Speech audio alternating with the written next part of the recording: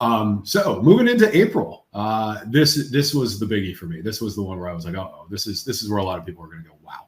So more than half of the Southwest Airlines flights delayed after a technology problem pauses their departures. Southwest reported this as 1,800 flights, representing 44% of their schedule. This followed a 2022 fourth quarter holiday problem, which gave them a pre-tax hit of $800 million.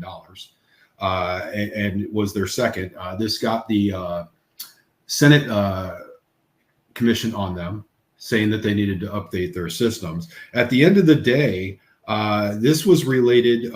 Actually, the FAA reported it was even more than that it was 2,100 flights and more than half of their schedule was impacted.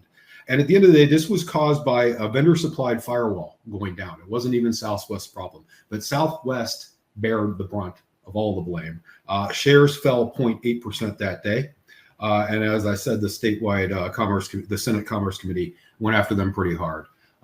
So that gave them, an even bigger black eye in social media. This one's particularly fascinating because it's such a contrast to the Twitter example that we just talked about. The Twitter example is they didn't have the staffing to keep up with the security patches they knew they needed to make, and they were aggressively trying to build out the application and keep it current and secure. Southwest had adopted a different strategy of hardening the barrier around the systems, but not investing in the resilience or scalability of the systems themselves. This is very much a, if it isn't broken, don't fix it mentality that they had. And the technical debt that they had incurred over many years of not modernizing their systems caught up with them over the holiday crunch. And then to have it happen again so quickly is never the position that anybody wants to be in. And this is I need to continuously do testing. A lot of organizations look at testing like a gate, and you need to go through that gate and you need to be able to successfully pass all of the mechanisms to get that gate open and pass through it. It's not a one-time activity. You have to do it on a continuous, ongoing basis. It never stops, which is great, but also it sounds kind of daunting. There's a lot of approaches that you can take to help automate quality, to make it something that doesn't require a constant effort from your team, something that you get because the technology is working for you in the background. And that's something hopefully Southwest is going to invest in. Yeah, I'm always shocked at a lot of the things I see in the airline world that haven't changed since even I was a kid.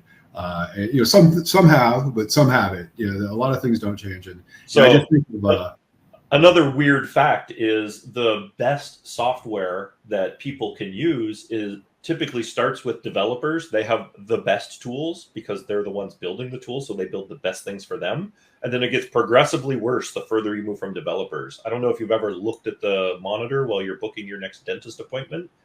That system looks like it was built in the early 90s, maybe the late 80s. Like there's a dearth of this type of highly polished software moving out, and the airlines, it's almost all run off of mainframes. It's all green screen at those gate agent desks. So you see them fighting with those keys. Yeah, for sure. I think of, there's probably like 30 to 40,000 people sleeping on their luggage like that poor girl in the corner on that pink suitcase. I just, my sympathy goes out to them because that the level of frustration here was through more than any of these other things. Okay, you couldn't get on Twitter. Okay, you needed a car, you didn't get to buy one. Bad. But living in the airport for extra hours, no one loves. Everyone hates. So exactly. So cool. Jumping ahead to September, getting into the fall here. This was a biggie, and this was a real shock one for me. Apple Store going down ahead of the iPhone 15 pre-orders. Deliveries pushed back till November. Financial impact not noted at this time, but basically after the Wonder launch event, which was basically a marketing blitz that went out to 40 countries. They had a 5 p.m. launch with 4 new models coming out at the same time. The site was immediately down. It didn't come up till 20 minutes after it was supposed to be there. So around 5:20 p.m., it comes back up. At that point in time, deliveries had already been pushed out to November.